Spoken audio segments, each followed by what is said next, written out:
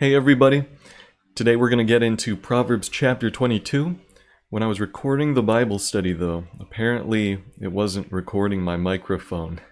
So all I have recorded is what other people were saying.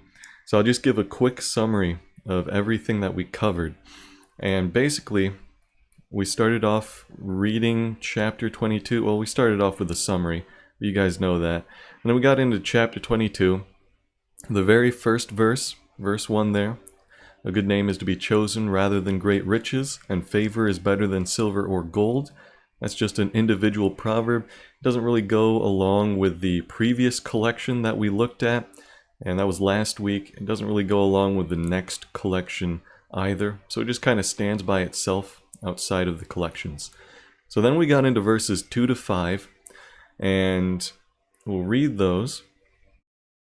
And as you're looking at verses 2 to 5, just go ahead and think of what kind of collection this could be out of the 5 that we've looked at before.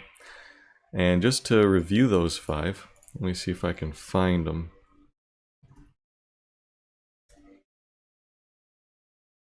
Yep, so here are the 5 over on the right. You have a parallel collection in an A-B pattern. So you start with topic A, then you get to topic B, then back to topic A, and then topic B again. A chiastic collection goes A, B, and then it reverses that pattern, B, A. Catchword collection is grouped by a common catchword or even phrase. A thematic collection just has a common theme running through the whole section. And an inclusio collection is book-ended and the beginning with a particular word or phrase or theme, and then at the end with that same word, phrase, or theme. So take a look at verses 2 to 5 and see kind of what collection that could be. You might want to even pause the video, and just to give you a hint, an outline will help here. So verse 2, rich and poor, and you see the Lord. So that's topic A. And then verse 3, the prudent sees danger and hides himself, but the simple go on and suffer for it, topic B. And let's see if that pattern is repeated at all or reversed, or if there is a pattern at all.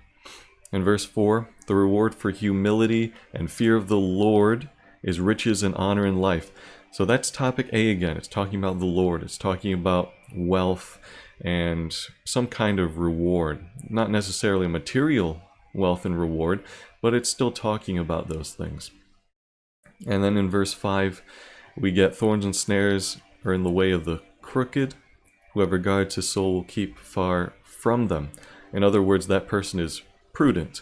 But the first person, he's getting into thorns and snares. He's suffering for it. He's simple. So I would say that we're looking at a parallel collection. Topic A, then B, then A again, and then B. So let's get to the next collection. And this one's a longer one. It's verses 6 to 16. So we'll read those.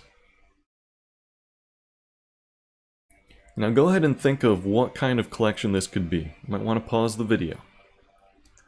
The first hint is to look at the beginning and the end of this section. Someone in the group already mentioned yesterday, by the time I'm recording this now, I think a couple days ago maybe, but someone already mentioned, okay, we see one similar theme in verse 6 about training up a child, and then in verse 15 we see that same kind of theme running along there, but we don't see that theme elsewhere. Could this be an inclusio? So here's a second hint. We're actually looking at a combination of collections here. And the third hint is to look at verses 6 and 7, first 2 verses, and the last 2 verses, 15 and 16. And if you do that, you'll see, okay, verse 6, we have topic A, training up a child. Verse 7, we have topic B, rich rules over the poor, borrower is a slave to the lender. And then if we look at verses 15 and 16, we have verse 15 going back to topic A, which is about training up a child, disciplining disciplining a child. And verse 16 goes back to topic B, where we're talking about wealth, we're talking about the rich, we're talking about the poor. So what we have here is actually a parallel inclusio. So we have a parallel collection, AB, but that's split. And the first part, AB, is at the beginning, and then AB again is at the end, making it an inclusio. Then everything in between there is part of a collection. So the parallel is separated by verses 8 to verse 14. So as we're looking at that, we came up with a few questions, such as, what does verse 13 mean? The sluggard says, "There's a lion outside, I shall be killed in the streets." Well, we came to the conclusion, basically, that the sluggard is coming up with this crazy excuse for not doing anything. He's just coming up with a crazy excuse. He's being lazy. He's being a sluggard. So after that, let's see, we got into questions about discipline. Okay, should we spank children? And, how should we do that? And basically, we concluded that, number one, we're looking at the rod of discipline. So that means that we're not talking about the rod of wood specifically, or strictly, I should say. We're not talking about just the rod of wood or whatever a rod would be made out of. We're talking about the rod of discipline, which means there are other ways to discipline your child than just spanking. Now, to be fair, Proverbs does speak about spanking explicitly, especially in chapter 23 and other places. Well, maybe not spanking explicitly, but physical discipline, I should say, to kind of broaden that out, not just spanking, but physical discipline. And the rod of discipline, though, while it does include a rod, which would pretty much implicitly include some kind of physical discipline, it also broadens it out to other forms of discipline. So not just a rod of wood, or a rod of a switch, or whatever they're made of. And that's pretty much what we concluded there.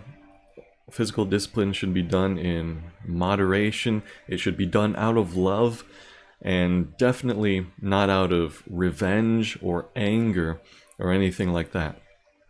So after that, we got into 22:17 to the end of that chapter. But here's where we start a different section. So if you remember the sections in Proverbs, chapters 1 to 9 was the fatherly instruction of Solomon, where he's taking this fatherly role. My son, do this. My son, beware of this. Don't do that. And those consist of longer discourses that are easier to categorize, easier to theme. We don't see these fancy collections too strongly there. And then Proverbs chapters 10 all the way to pretty much 16 is where we get those collections like the inclusio, and they're very hard to categorize because you have to look really closely to see those things. But you can categorize them, you can organize them in that way. And after chapter 24, when we get into chapter 25 and onward, we get back to those 5 collections, which are easy to spot.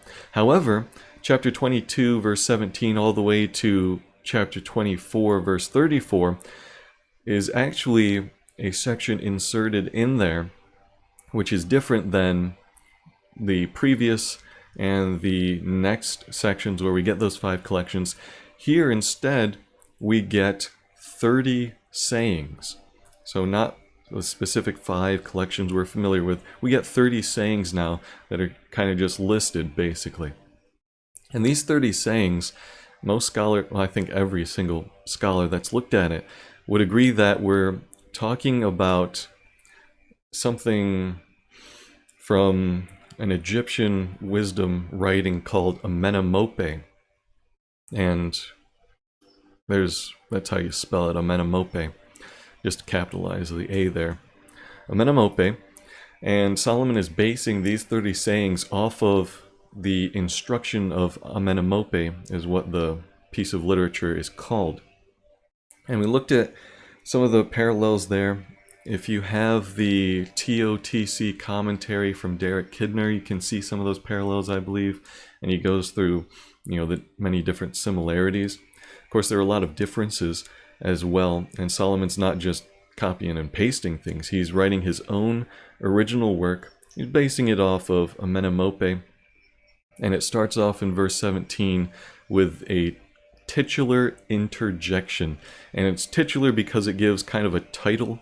It's title-like, and it's an interjection because it's, different from verse 16. Verse 16 was a different section. Then he goes on, incline your ear. So this is, a different section. He's marking it off. Incline your ear and hear the words of the wise, and apply your heart to my knowledge. So hear the words of the wise, or the wise men. And this gives us the impression that Solomon is telling us that he's, taking some words of wisdom from elsewhere. And if this is from Amenemope, which all scholars agree that it is, then okay. We looked at some of the dates. So Amenemope, it was written in around 12th century BC. So that was earlier than Solomon. It also seems to be, from some literary analyses, older than Solomon's works. So it's most likely that Solomon is, he's the one gleaning information from Amenemope here. And it came with some questions that we had. Okay, number one, why should we include this in Proverbs? Why should we include this in the scriptures? And basically it goes back to our first couple weeks discussion. Jesus affirmed Proverbs as part of the category of writings. He affirmed the writings category. Proverbs was an integral part of that, and so we should accept Proverbs. And we looked at a couple other things as well, such as how Solomon has been correcting these writings. So for instance, he uses Yod-Heh-Vav-Heh, Yahweh, the Lord here, the Hebrew God. And I haven't looked at Amenemope's writings, but I'm pretty sure that Amenemope doesn't do that. Doesn't use the Hebrew God here. So Solomon makes sure that there's no hint of paganism in this. He makes sure there's corrections in this, and he improves the piece of writing. So it's kind of similar to what Paul does in Acts chapter 17, where Paul, he's rolling around in the Areopagus. He's rolling around in this pagan area, and Egypt was a pagan area as well. But he's going around, and he notices some certain cultural artifacts, as well as cultural literature as well. He says, as some of your poets have said, for we are indeed his offspring, for in him we live and move and have our being. And he's building these cultural bridges, but also correcting the things that they have wrong theologically. So he says, I also found an altar with this inscription, to the unknown God. What therefore you worship as unknown, this I proclaim to you, the God who made the world and everything in it, being Lord of heaven and earth. And he goes on and corrects them there. But he also uses some of their cultural artifacts. And I think that's what Solomon is doing here in 22:17 to the end of chapter 24. He goes, okay, this is a wisdom book. The people who are reading this are probably familiar with Amenemope, the instruction of Amenemope. And yeah, there are some, good things in that piece of literature, but it needs some correction, it needs some improvement here. And it's something that you can relate with, so I'm going to use it as well. So that's what I think is going on here. And just a couple quotes from some commentaries that will help us put this into perspective. So let's see. But if Proverbs is the borrow here, which is pretty much the case, the borrowing is not slavish, but free and creative. Egyptian jewels, as at the Exodus, have been reset to their advantage by Israelite workmen and put to finer use. So another commentary says that, let me see if I can find it. Yeah, here we go. So some people, such as Wybrey and other scholars, their reconstruction attempts to force Proverbs into the grid of Amenemope, and some scholars go the other way. A very small minority think that Amenemope is based on Proverbs and not the other way around. Either way, though, While comparisons among pieces of ancient Near Eastern wisdom literature are helpful, one text cannot be used as the Procrustean bed of another. And that's an illustration, kind of a metaphor, the Procrustean bed. It comes from a Greek myth about a robber named Procrustes, who basically had this bed. He would take his victims over, and he would lay them on the bed, and if they were too long, too tall for the bed, he would cut their legs off and until they fit the bed. And if they were too short, then he would stretch them out very painfully until they fit the bed. And that was Procrustes. So you don't want to make a Procrustean bed where you're just mangling one text to fit the other, either mangling Proverbs to fit Amenemope or mangling Amenemope to fit Proverbs. So we have to look at this as an original work, even though, we can draw some helpful similarities and things like that. And finally, this is also from Dwayne Garrett's commentary.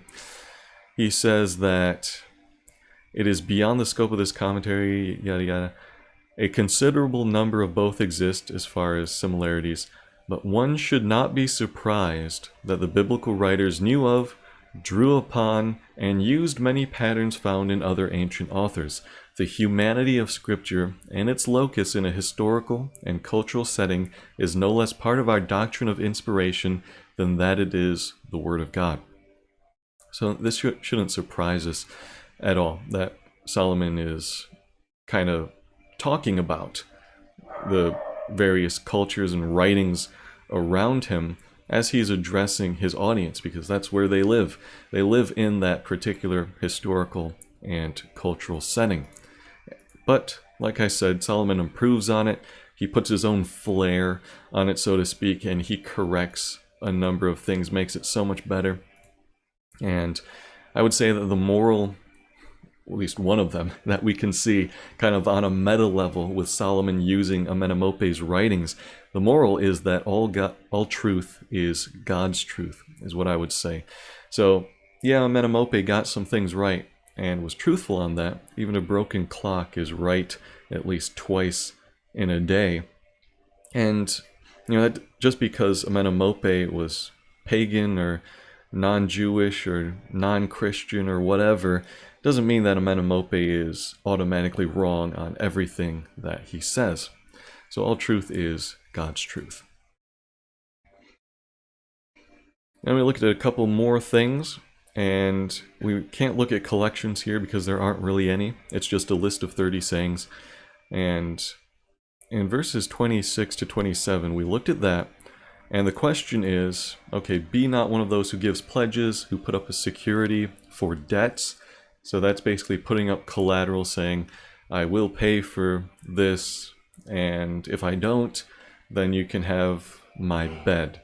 And bed there is most likely a metonymy, however you want to pronounce it, of someone's house, at least according to Dwayne Garrett in his commentary. So he's putting up that as collateral. And we went over the question, okay, what do we do now, today? Should we not get into debt? Does it exclude all possibility of us getting into debt, even if it would kill us to not get into debt or something like that? And we basically concluded that, well, if we go back to the genre of Proverbs, if we look at many other Proverbs, we're talking about general statements and general truths, not universal 100% do this, don't do that every single time. Sometimes we do, like beware the adulteress. That's something, yeah, you should be doing 100% of the time and staying away from adultery. But for other things, especially civil things, the way you handle your money, it takes a lot of discernment. And so we basically concluded that we are talking about here as a general kind of statement. It's obviously bad to go under debt. It's obviously bad to take up, big mortgages and things like that. So both sides would agree with that. But the question is whether you're allowed to or not in this context. And it seems that, with great discernment, with great care, yeah, you are allowed to, but it's definitely not ideal, and it's still bad to be under debt and be under that stuff. We talked about it a lot more in the longer form Bible study. This is just the summary. Unfortunately, I'll try to make sure that I get my microphone checked every single time to make sure that it's recording the audio. Hopefully, I'll try to remember. So anyway, I think that pretty much covers chapter 22. We didn't get into chapter 23 because we just talked so much about chapter 22 and Amenemope, which was all good stuff. And you don't need to be reading Amenemope. You can just be reading Proverbs, of course. If you are interested in some of the parallels, I would recommend looking at a commentary for those. But you can also just read Amenemope. There are some translations of it out there. And it might be helpful at times. Just remember to not make one the Procrustean bed of the other. Well, thank you guys for being here, watching this summary, and I should see you guys next time, hopefully with the full Bible study with everyone involved. And I hope you guys have a great day. See you next time.